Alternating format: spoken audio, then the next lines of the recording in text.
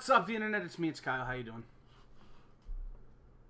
Welcome into News from the Nexus 419, a podcast. I should probably turn Amanda up. That's why I can't hear anything. There we go. Yes. Welcome into News from the Nexus 419, a podcast, episode 16, because we went back and counted. We lost track, and then last night we spent I thought it was 17. Sure enough, it's 17. Okay. Fine. Welcome into News from the Nexus, episode 17, because we went back and counted. I'm under the live button again. Yes.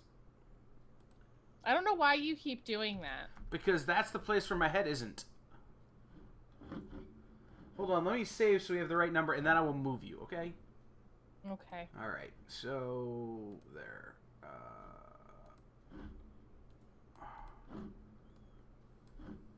There. Okay? There. Happy now? No, it hasn't caught up on my phone yet, so I don't know that I'm happy yet. Okay. You're in front of this BCW box. Oh, I guess that'll work, I guess. I don't know why I'm so small, but alright. Look. What do you want from me, okay? Get off my back. I don't know. I mean, eventually it's going to not be a problem. So, this is News from the Nexus, episode 17, a podcast. We've talked about this for so long, we've lost viewers. Okay? That's always how it works. It's like people jump in for a hot second and they go, oh, I don't need to be here, or their cat accidentally closes the phone and that's it. I don't know why they do that. I think you're probably the person who has a problem with their cat closing their phone. It's true. So, other people have cats. I'm not the only one with a cat. You're the one with a cat who's like that. Alright, so, this is episode 17, like we talked about. I'm Kyle. That right in that box. There we go.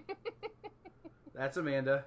See, it's mirrored, so I'm actually pointing the opposite direction. Amanda is on my left-hand side, but I'm pointing to my right. It's a whole thing, guys. It's really confusing. Anyhow. Welcome in. So, the first segment we always do, the first thing we always do at the top of every show is give you updates from the store. But the store is officially closed, not only due to the COVIDs, but due to the fact that we were closing anyway. Hashtag vid. COVID-19. Hashtag the vids. Hashtag the Rona. Leonard says it's correct on Earth 2. We're not on Earth 2, though. That doesn't count. Right. I'm not wearing a fedora and, in a gangster movie. That's a thing. All right. So that's our updates for the store. We also have this fun thing. We did it a couple weeks ago. We didn't do it last week. We're bringing it back this week. You can call in. Yes. You can join us here on the News from the Nexus. Here in a few minutes, I will start allowing people in, but I'm putting the link. Just click the bit.ly in the comments. It's the pinned comment. Click on that, and you can join us live on the call. Just know I have to let you into the room so I can keep Melzek out. That was the plan. Pat. Yes. So, Amanda, our second thing we do every time is talk about what we is watching. Yeah. So, tell me, what are you watching? I've slowed down on what I've been watching. Because I got all caught up, and then I've slowed down. Obviously, The Office, because we're continuing the rewatch, because we're doing it alongside The Office ladies. Let's see. I'm halfway through last week's episode of The Masked Singer. Okay. Because I didn't realize it was an hour and a half. So I started and I was like, oh, I'll finish it. I made these plans to watch it and then did not realize it was an hour and a half. In which case I'm now only halfway through at this point, but I'll finish it tonight. But over the weekend I started watching Self-Made from Nexus or from Netflix. Starring Octavia Spencer. Yes. No. Yes. Yes. Maybe. Yes, it's Octavia Spencer. Yeah, it is the what's her name? It is a docu-series, like biopic of It's a biopic. What's her name? It is a biopic. What is Andrew Bendall's here. Tim Barnhart says, "Hello guys, my mom is here." Hello, Mom. Yes. It is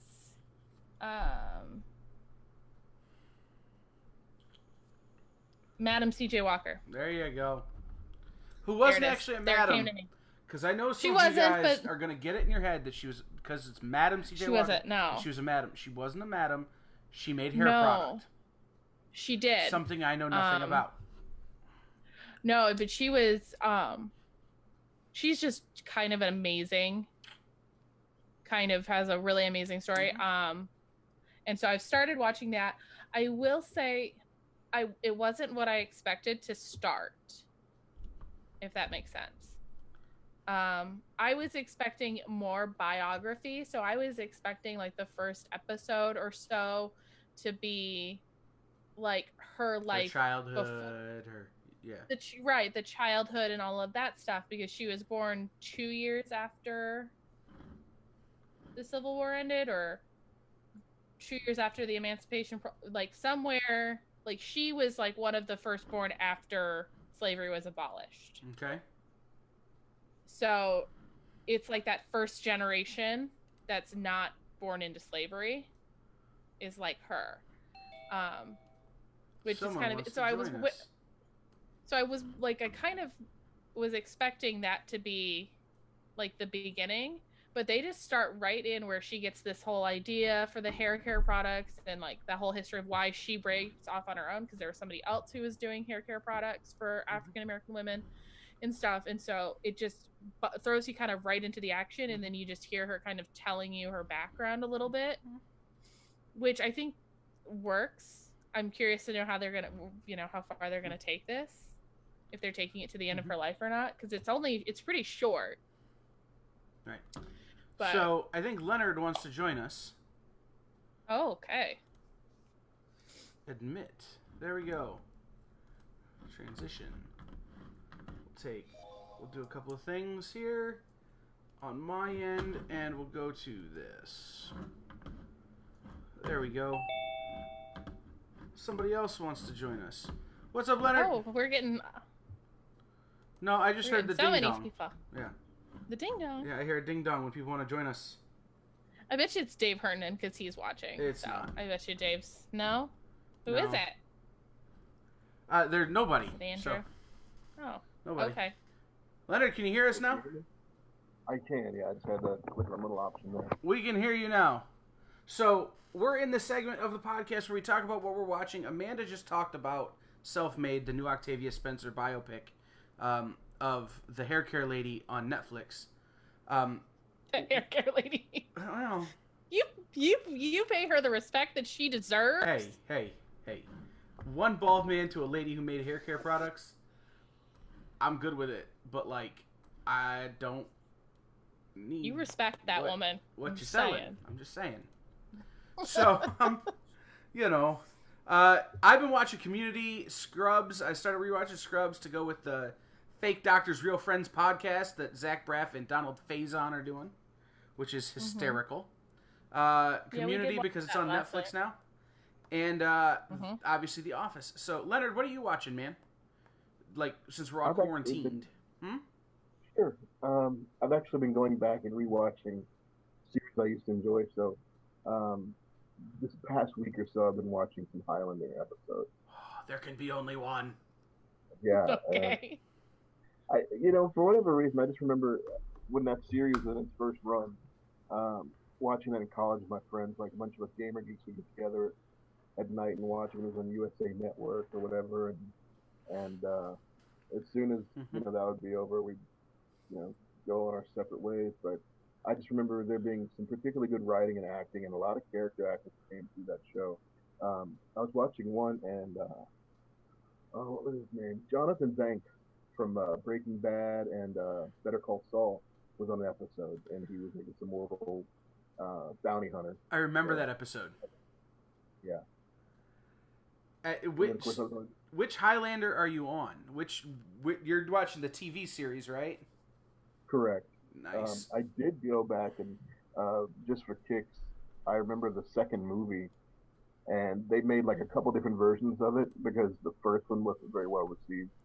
The first, I think, was just Highlander 2: The Quickening, and then they came out with a Renegade version, which had additional footage, and then they came out with, I think it was called a Phoenix version, which was later available, I think, just through, it was something you had to order online, but there was a cut of the film where they took out all the references to the planet Zeist and all that, and the whole idea of the mortals being aliens, whereas I think in one of the subsequent cuts, they just basically said that these guys were in the far future, and they were getting thrown back into the past.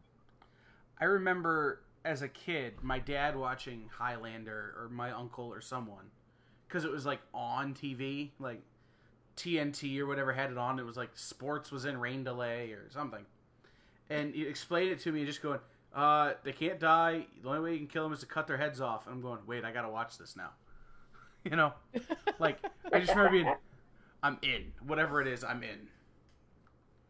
But the Highlander is kind of actually leads into the next thing that I want to talk about that we were watching. In that it's a epic story. The newest epic story from the Mouse is available on Disney Plus. In D&D the movie has hit Disney Plus. Onward is available. It's D&D the movie. Sort of. It is. Look, there's a gelatinous blob. That makes it D&D the movie. Cube. It was a cube. Gelatinous cube. I'm going to correct you. No. Gelatinous blob, gelatinous cube. Cube. It's just shape. No. It's cube just implies structure. No. I was going to say cube implies structure. It's fair. It's fair. It's fair. You can have a creature that's either. I'm just saying. So I'm assuming that this must be better than the 2 Dungeons and Dragons films that came out years and years ago. Yeah, this is not actually 100%. A Dungeons and Dragons movie. It's a Disney Pixar film, about 2 brothers, played by Chris Pratt and that other guy who isn't Chris Pratt. Tom Holland. So it's Spider-Man and Star-Lord. Yeah, it's Spider-Man and Star-Lord. Then who was Adam Devine in the movie?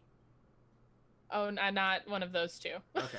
Anyhow, yes, it's Spider-Man and Star-Lord on an epic quest, and there's an actual Rancor and real mythological. Not a Rancor. It was a Manticore. Manticore. Yes. I knew it was a core. And they do. I'm having a thing. I'm having a day. They do. Well, and they do reference D&D because they do give them a shout out at the end in the credits because of the gelatinous cube. So some things, some references in this movie were licensed from Wizards of the Coast. Yeah. Which is just amazing because I wanted to see it because it had this D&D tabletop RPG element to it. Amanda wanted to see it because it was a Pixar, which is fine. True. But and then it was Pixar, so I was already gonna see it, but then you added the Chris Pratt, Tom Holland dynamic, and I was like, oh, I'm 100% sold. I will buy this movie on every platform possible. Right. And then it was so good. It was so good. My heart. And we got in just under the wire because 2 days later, the governor of Ohio closed movie theaters. Mm-hmm. We got in just under the wire. It was the last movie we got to see. Mm-hmm. But it was crazy because they're like, you should social distance. Like, we're going to go to the movies. We may have to work to social distance now. We were able to sit 6 feet apart. The only other people in the theater were 18 rows behind us. Right, there was 5 of us. We were social distanced like you wouldn't believe in a movie theater. So, it was pretty great. Just as a reminder, guys, if you're watching, you can click the bit.ly link. That's the pinned comment on Facebook and join in on the call. It's also in the scroll at the bottom. When you join, I will have to add you. So, that's a thing. Make sure you use your real name. Hi. If you use a fake name, I'm not going to let you in. Because I won't know who you are. And if you're not wanting to join us on the call, like, just write in, tell us you're comment. here, say hi. I'm still reading the comments. Yeah, like, we can still see. Like, I have it up on my phone. Like, I can still see what you guys are saying. So. We're gonna, I think, starting next week, we're gonna use a different thing. The thing I used yesterday for our Q&A, so that the comments can be more a part of the thing. But I gotta work on some. We'll see. I gotta work some things out. Like, if I'm being real honest. See. Yeah, we'll see. I gotta work some things out if I'm being real honest. So, like, I gotta pay for the software and whatnot. So, then there's that. The next thing we want to talk about is because of the vids, #vids, conventions all over the place are moving and getting postponed and all of those things. So, straight canceled. Or straight up canceled, yes. So, Motor City Comic Con has been postponed because, well, obvious reasons, but also because that's one of the places the state of Michigan, or what's it called? The Metro... The health department? No, the place, though, where it is. Oh, I don't know. Suburban it's Showplace. Showcase. There you go. The Suburban Showplace has been outlined by the state of Michigan as someplace that they might use as a temporary hospital. As an overflow, yes, as if they need it. And so obviously you can't have a comic book convention, although a real zombie apocalypse at a comic book convention, not a new premise, but one we would like to avoid. Zombies Check out versus Fanboys versus Zombies from Fanboys versus Zombies, IDW, or was it Boom Studios? One of the two. Fanboys versus Zombies from Boom Studios. There you go. TFC. I don't know what that means. I don't know either.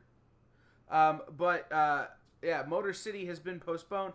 Fantasticon Toledo has announced their new dates for August, but that might get moved again as the Seagate Convention Center, where Fantasticon is held, is another Overflow. place that might become an overflow hospital. Monroe Pop Fest, though, is on as scheduled. You know, in all these things, our friend Gary Paulette looks like a genius for having his show in September. Right. Shout out to Gary for thinking ahead and putting it at the end of the year. All those years ago. Right, thinking ahead. So many years. You know, our friend Gary. But Monroe Pop Fest is on his schedule, and Cherry Capital Comic Con, which was to be our triumphant return to the road, has been postponed to Halloween weekend in Traverse City, which this is what I want to talk about. Leonard, you're a comic book guy. That's why you're here. Indeed. Does the cosplay have to go up a level if it's Halloween weekend and you're at a convention? Like, do you expect a higher level? I don't think you'd require a higher level, but I think it suddenly becomes somebody just getting dressed because it's Halloween, as opposed to folks who are going all in and trying to win contests. Because I noticed I've been to conventions where they, like, some of the shows where they're more vendor centric, and you might have a couple people, as far as artists or writers, there pimping their wares, and they don't necessarily have, like, maybe one of those, like Indianapolis, Indiana, they used to have Ash Comics, which was like a little small convention they would do once every couple of months. And again, it's something where, if you were missing that Superboy Prime figure you couldn't find, and some run of Avengers from the 80s that, is just an elusive, so you could go there. You'd get people cosplaying there, but there was no contest. There was no incentive for them to really put a great effort forward. So half of the people there were just in street gear, or wearing the shirt representing whatever fandom they're part of.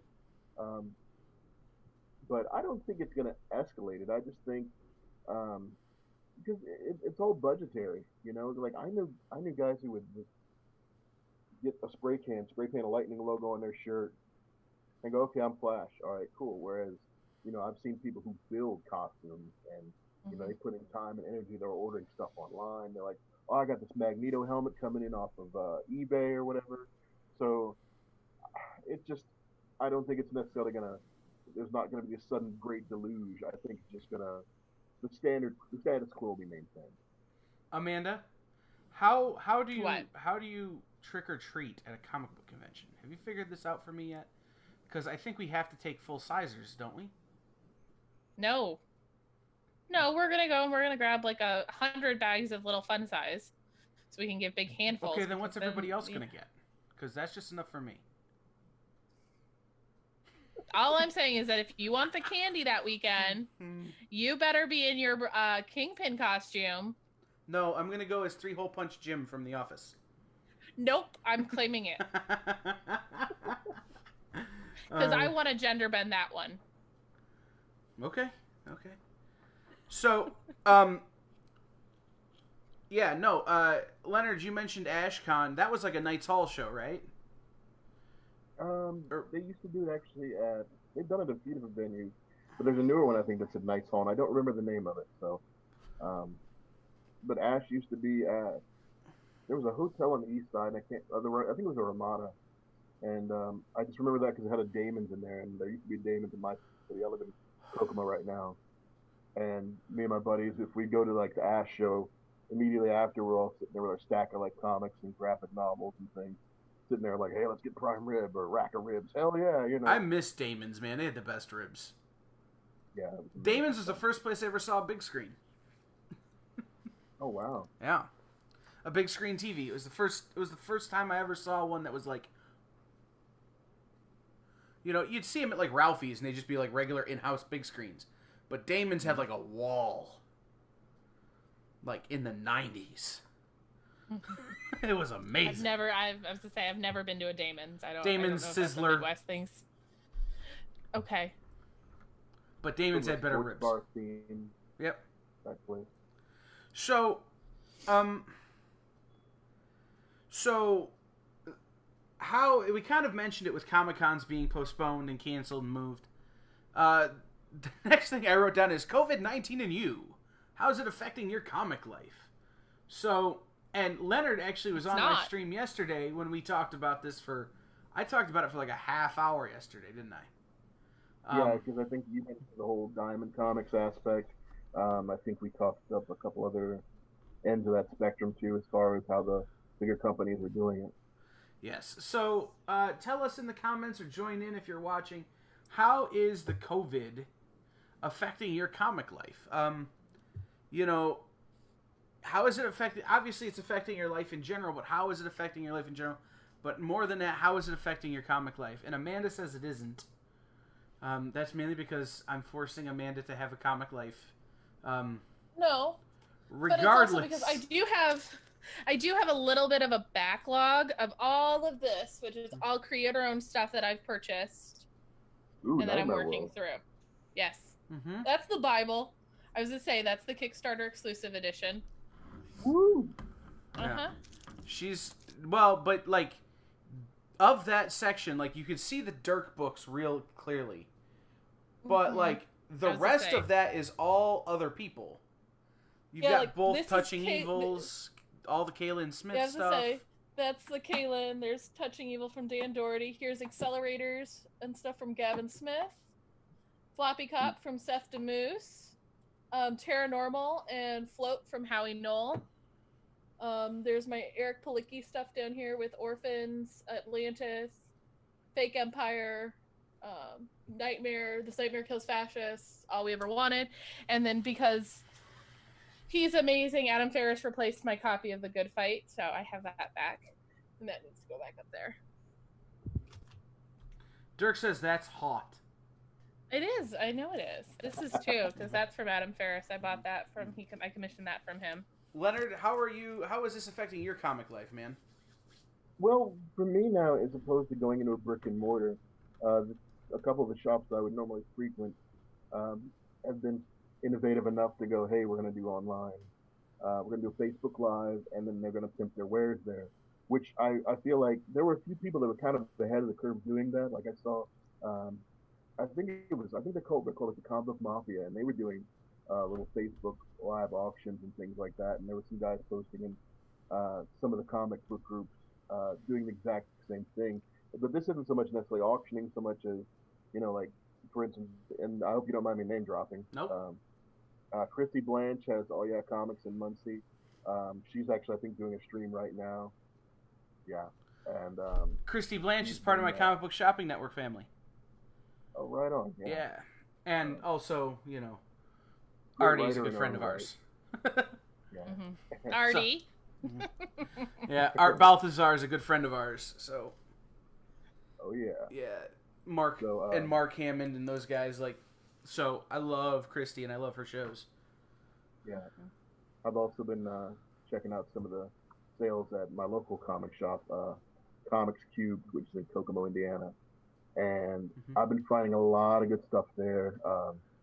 The last batch of books I bought were I do believe it was all X-Men related stuff, like the new X-Force that's going on right now, and then I ended up picking up I've been in the thick of reading the Robin War. Okay.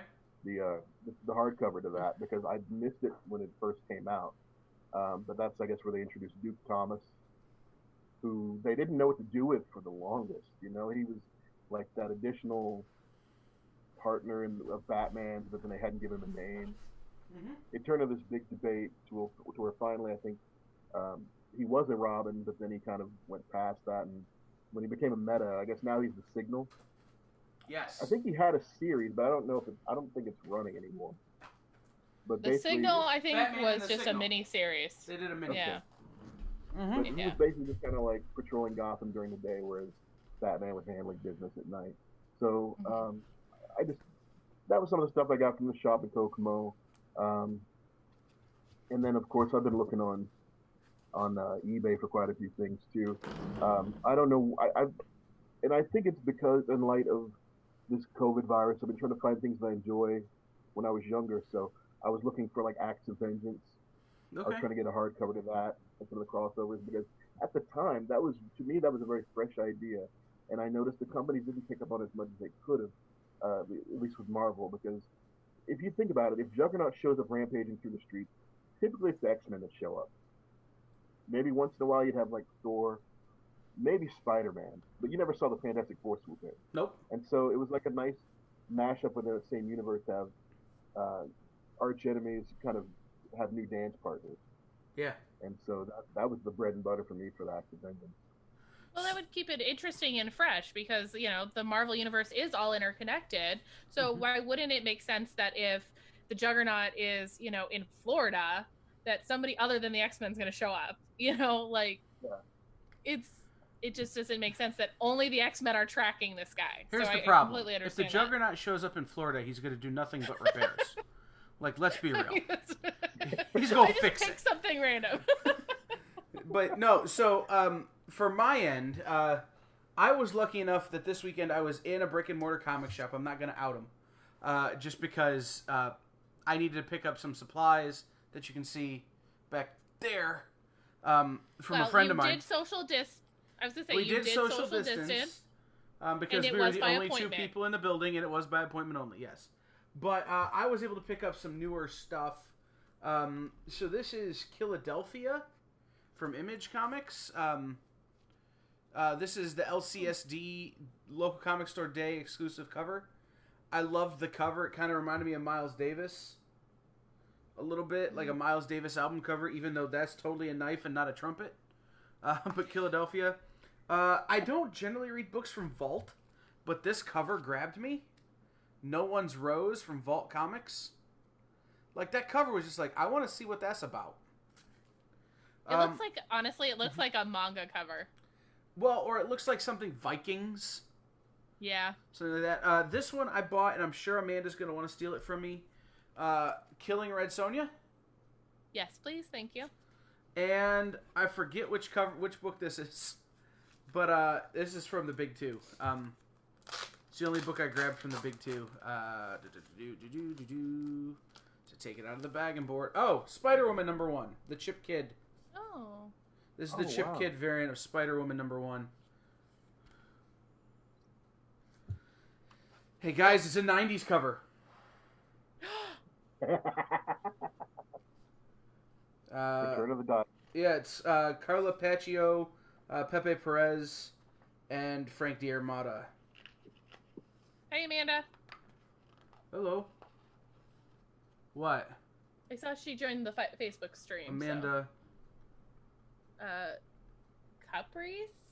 I don't I'm see not that. sure how she... Oh, well, but Ed Holt's here. Hi, Ed. Anyhow, so I picked those up, like, to read, But legit, like, hold on, let's see if I can do it with my arm. I got, in the house here, something like 30 short boxes, and a handful of longs. Right. As I work on our website, but the thing about it is I'm finding stuff, and I'm going, ooh, I forgot we had that. I'm gonna read that real quick. What did I read today? Hold on, it's right here. Oh yeah, at Warlock number 15. This is the one where you find out that the soul gem is one of 6 infinity gems. Like, I never read that book before, so I wanted to read it. You know, like, it's just because it's here and I've got time, I did it, you know. Captain Action number 1. Read that this week. Like, you know. That's really random. It's here, and it's one of those things I'm like, I'm going to read this because I got time. What are some things, there are some things that you can do, I think, to keep your comic life normal in these uncertain times. The first thing is, like Leonard was talking about, going back and finding the things you're passionate about from when you were younger that maybe you've forgotten. Like, I remember when I was little, my mom bought me some Dick Tracy comics. So I want to read more of that now that I've got some time. eBay, Comic Book Shopping Network, Facebook Live for your LCS websites. You know, all of us are trying to give you comics, sell you comics. You just got to know where to find them. And I would say, go ahead. I would say that's probably the biggest thing that someone can do is if you're not sure, like, reach out to your local comic shop. Like, you know, most of them are, you know, they're still going to get your messages and stuff in your email, you know, so message them and see what they can do. Because, you know, maybe they can do, you know, a contactless pickup, you know, or something if there's things you want to get, you know, there's ways you could do it like it's a drug deal. Right. I mean, I did it this weekend with some of our customers. I'm gonna put it on the light post at the end of the row of cars, and I'll sit and watch them. And you get there and you PayPal me the money. Like, you pick them up and you PayPal me the money. Like, I'll just be over here. You know, that kind of stuff. Like, you know, I did some of that this weekend. I met some people, places, you know, where we could social distance and still get the comics. So there's a lot of options, and if you need help, please reach out to us. Yeah. Please, please, please reach out to us, and I will point you in the direction. What up, James Blanton? Of stores that are doing curbside, stores that are shipping. You know, I will try and find books for you, whatever we need to do to get your comics. And make sure you're taking care of your local creators, too, your indie dudes. Yep. Your guys who are out there hustling.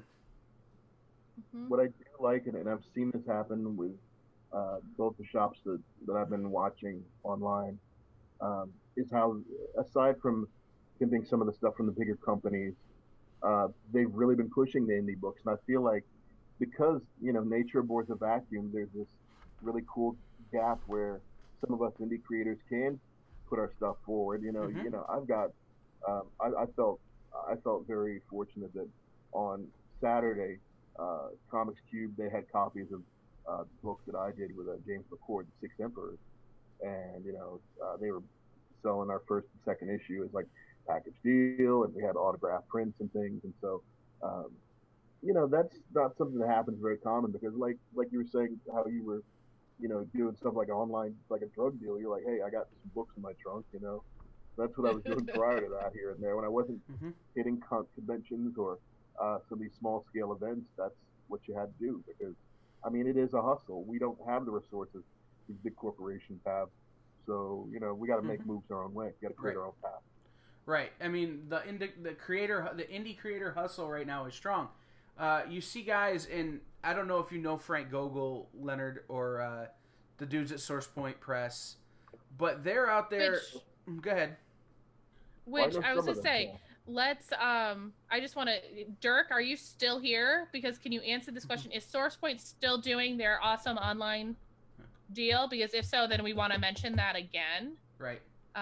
Let me know, please. Amanda, don't hit your go table. ahead. Last I saw, they had some kind of bundle deal going. Right. They had Okay. they had a bundle deal.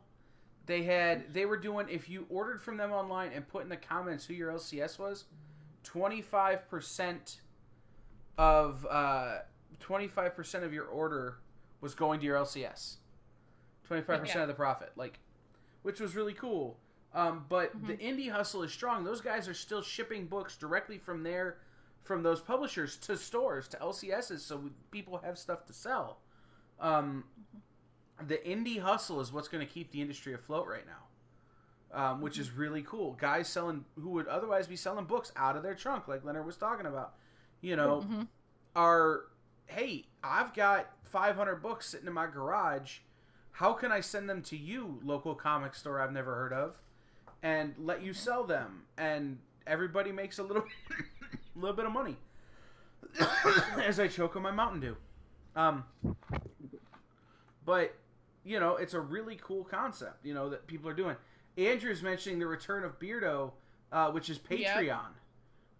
Yep. Creators doing Patreons where you can give them money. Just give it to them. And they give you some stuff back, but it's really just a way to give them money. And let them keep creating. Mm-hmm. Like, that's the big thing is, like, about, like, Patreon and stuff is that, yeah, you're going to get something. They're going to make it worth your while to back them every month. But by doing that, you're allowing them the freedom that they need to continue creating the stuff that you love. It's true. Yeah, I think Cullen Bunn's got one going right now. And, yep. I'm a big fan of his work. I had the pleasure of meeting him at a signing a couple of years back, and it was just, because I remember I was like, he did Lobo, Magneto, Sinestro, doing X-Men. I mean, he was all over the place. But like, he had a horror book that came out not too long ago. Dark Ark? I haven't. Was it Dark Ark? Or A Walk Through Hell? Was it one of his Aftershocks? On the cover with the monsters behind him. I'll have to see if I can find it real quick. But, it was one of his Aftershock books. It might have been where, because I ended up being one of the contributors, so like my name's in the book. I've been in a couple of books now. I was in one of Dirk's books. I think one of Mr. Reed comics. I was one of the people in the asylum. Nice. So, Dirk hasn't killed me yet in a comic, but it's coming. Right. It's on hold. Well, you haven't paid to do it. No, I just feel like, having dealt with me, he will kill me eventually, either in real life or in a comic. At some point, yeah. Either in real life or in a comic. It's coming. Just, That's right. If I wake up dead, it was Dirk Manning. Yeah, I was going to say, I haven't had the pleasure of meeting Cullen Bunn yet. I really would like to. Yeah. What creators have the two of you met that you found were particularly cool people? The list is long. So, we could tell the Stan Lee story again, but that wasn't really meeting him. No, we didn't actually meet him in that moment. That's just a fun story. Yeah. The one that the big ones that I remember are the guys who I'm still friends with. Gavin Smith and Victor Dandridge and those guys. Like, I remember meeting those guys for the first time. In terms of big names, when I met Joe Cooper, that was pretty cool. Art Balthazar, we mentioned already. That blew your mind. But Art Balthazar and Franco, that was cool because that was not like any meeting you would ever have that you would expect with a comic book guy. That's meeting in the bar at C2E2 and not talking about comics at all. Just talking about how great it is when you travel to sit in your hotel room without your pants on and watch like the fights on HBO. Because you can't do that at home because people judge you.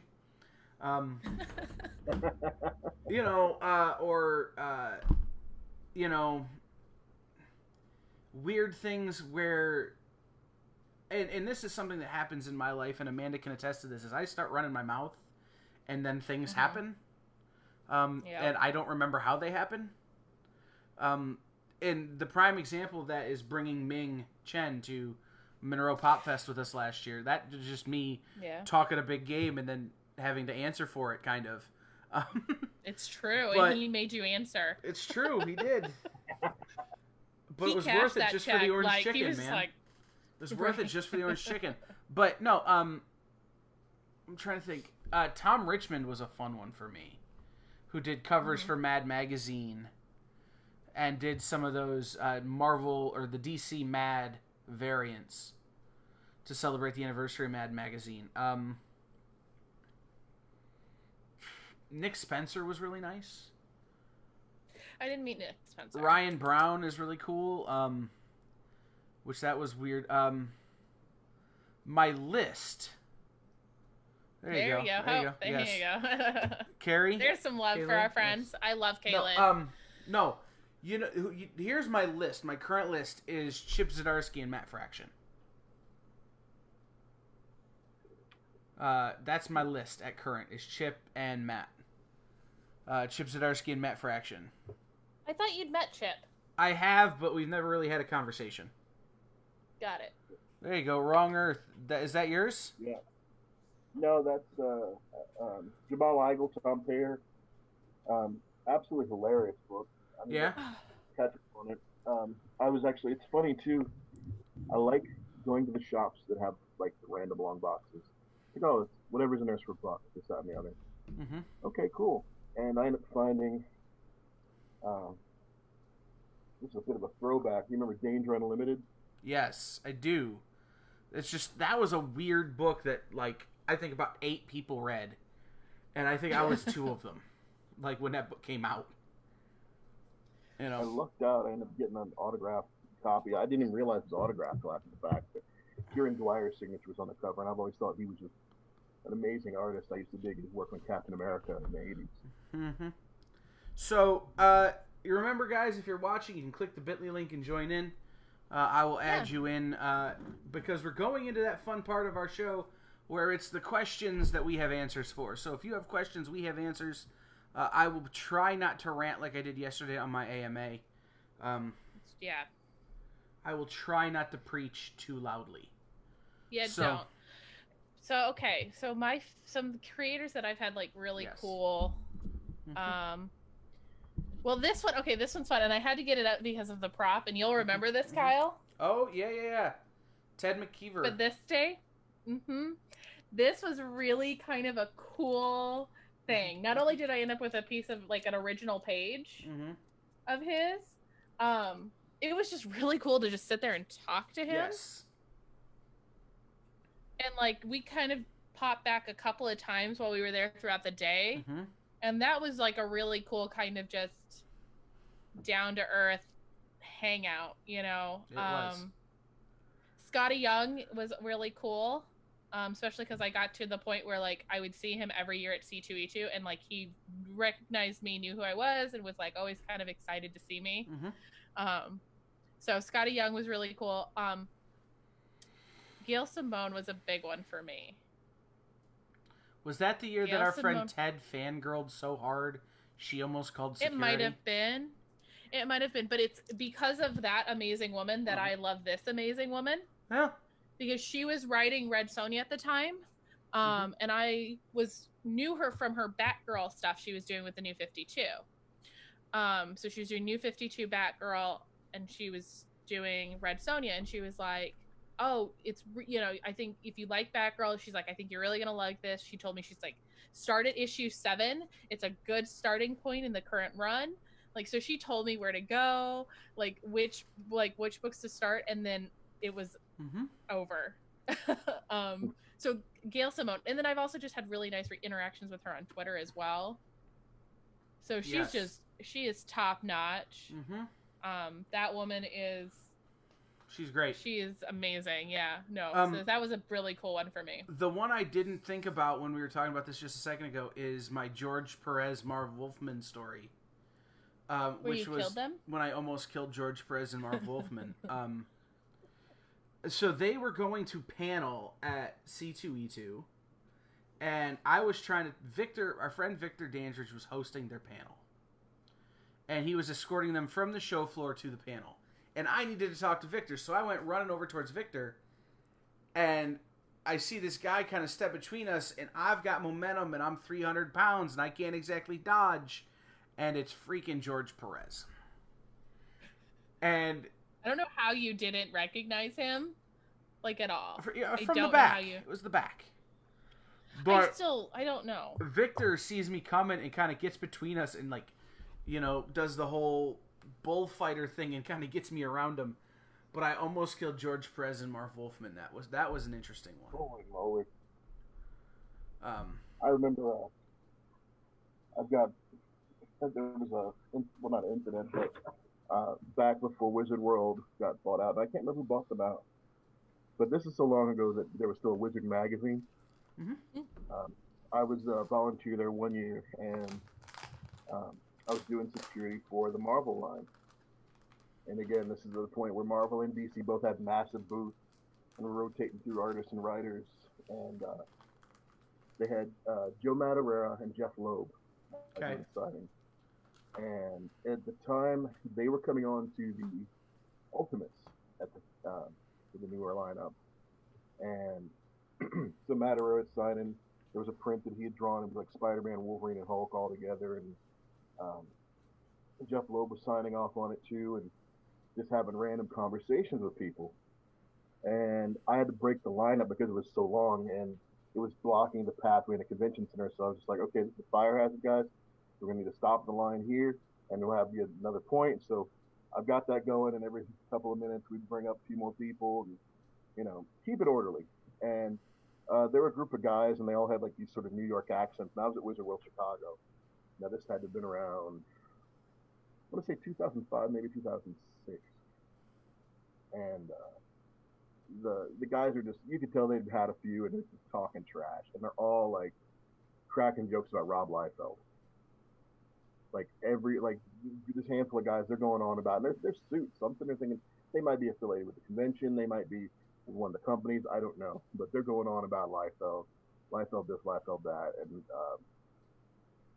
I don't think they realize that Jeff Loeb knows Rob Liefeld. Yeah. Like they worked on Fighting American together when they weren't doing Marvel stuff. And anyway, everybody's talking trash because they were like, yeah, Rob Liefeld's paying people to take autographed comics of his over at his table. Or Rob Liefeld's doing this, he's doing that. And, you know, again, they're just trashing this dude to no end. It was unsolicited. I don't even remember what sparked it off in the first place. And then about 5 to 6 minutes of that, Rob Liefeld comes walking over behind the Marvel booth, and he leans down, he's talking to Jeff Loeb. And all these guys that were trash talking him all of a sudden like, Rob, woo, Cable, X-Force, yeah, Deadpool, woo. Like they're just, you know, hyping him up. I thought that's irony, right? You know? And Jeff Loeb was like, well, and the odds are that they're dudes who worked for DC. probably, yeah. You know, they're those guys. Does anybody watching have any questions in the comments? You know, throw out your questions. We'll try our best to answer them. And again, like I said earlier, I won't preach too much. I would say, Kyle, you remember our really kind of random meeting with Sam De La Rosa? That's such a weird one. So, Leonard, you know Sam De La Rosa? He did covers for Venom Lethal Protector. Oh wow, that's good. That was like from the 90s. Yes. Big time. Mm-hmm. Yeah. So, Sam is friends with a person that we have a relationship with. And our friend colors Sam's prints. So, C2E2 last year, Sam shows up, not for any reason other really than our friend was there. So it's, you know, oh, we're going to shake hands, we're going to say hi, we're going to do this thing. And then it's, hey, Sam, do you want to go with us to dinner? And so we're going to this pizza place in Chicago. And the thing about this place is you got to wait. It takes a long time to get in. I've never waited less than 2 hours to get into this place. It's true. And so what you do is you wait outside and you sit on the steps of these brownstones that are kind of along in this block where this pizza place is. And if I give you a hint, the pizza place is across the street from where the St. Valentine's Day Massacre happened. And so, like, the tour bus of Murders of Chicago comes rolling down the street all the time. Like, you know, it's a double-decker, and over here is where 17 people were killed by the Capone gang. You know, that kind of thing. But it's Sam and I Sam's sitting on this stoop freezing because he's from like Arizona or Texas or New Mexico or something, and it's Chicago in April.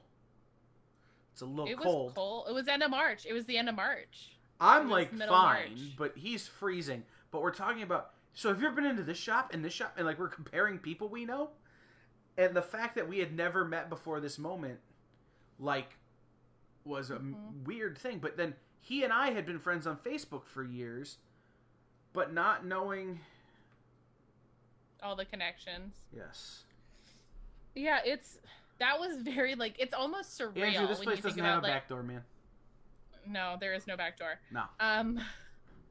No, but it is kind of surreal because we were all cold, and we're all standing there waiting and waiting and waiting, and then we're all sitting on the stoop. And like he was smart, and he crawled up like under, like into the actual like doorway so he could stop being in the wind because we're dummies and we're sitting on the stairs in the wind.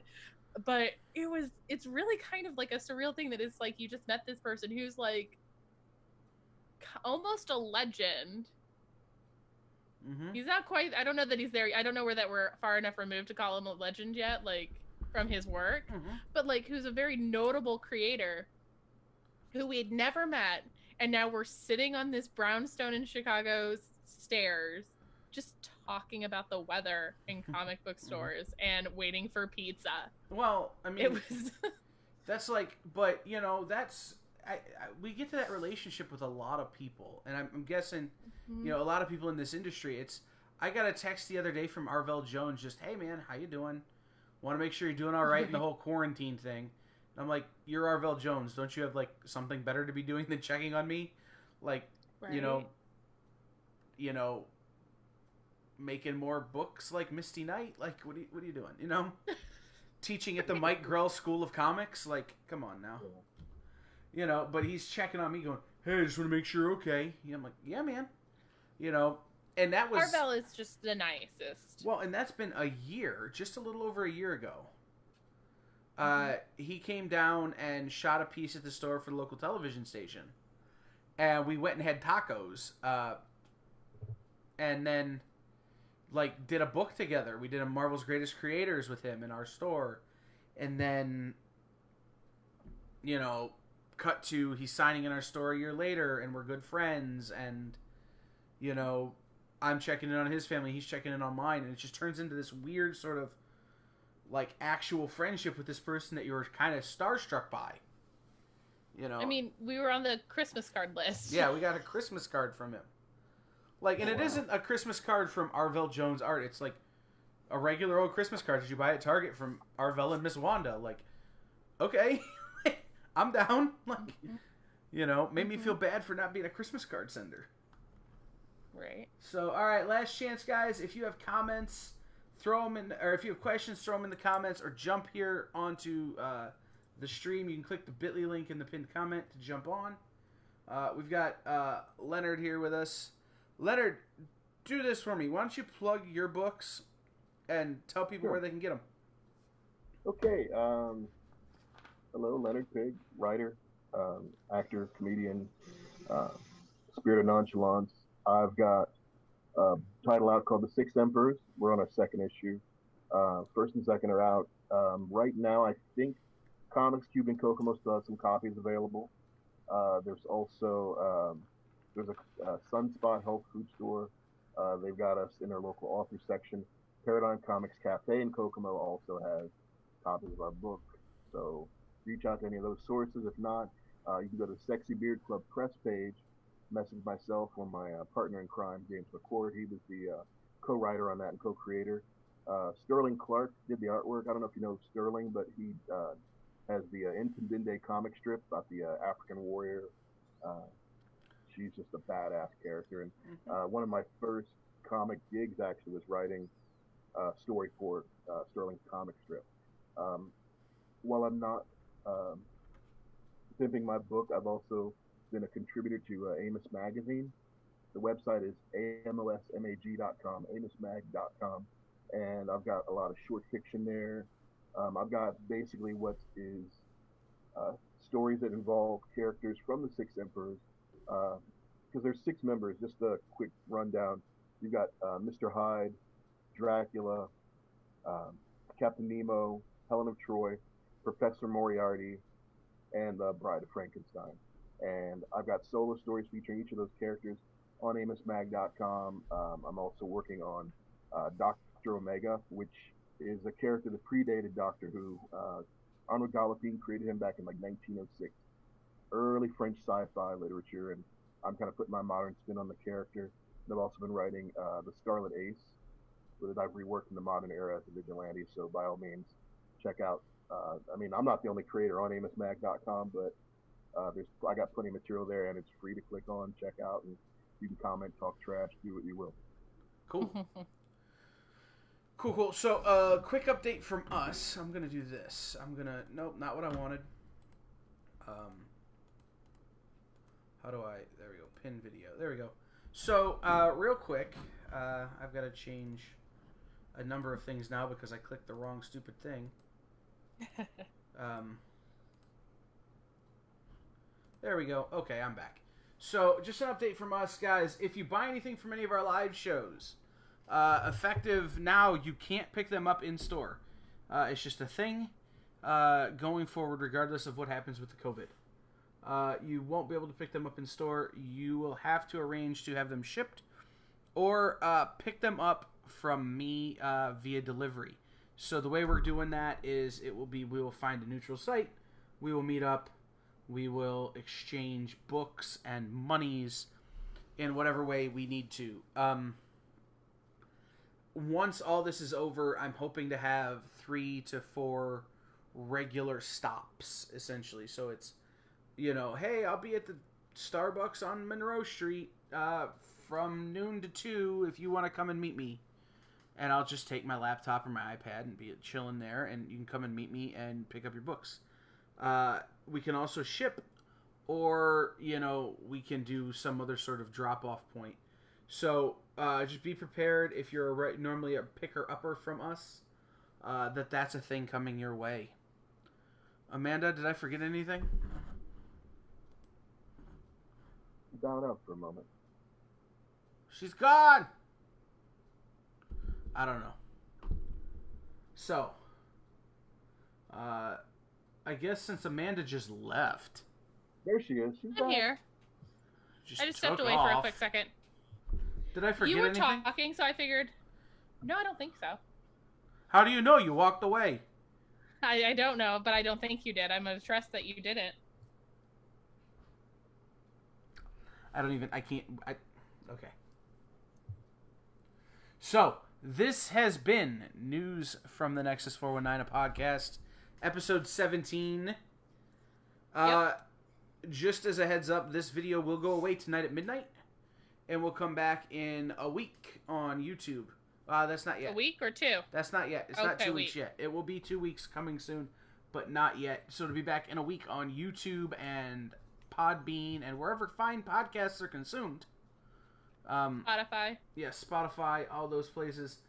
So you can catch up with us that way. Leonard, thank you for joining us, man. Hey, thanks for having me. It's been a blast. Yeah, appreciate you. Chatting up with you both. Yeah, we'll see you soon. All right, we're out of here. Peace. Bye. Bye, everybody.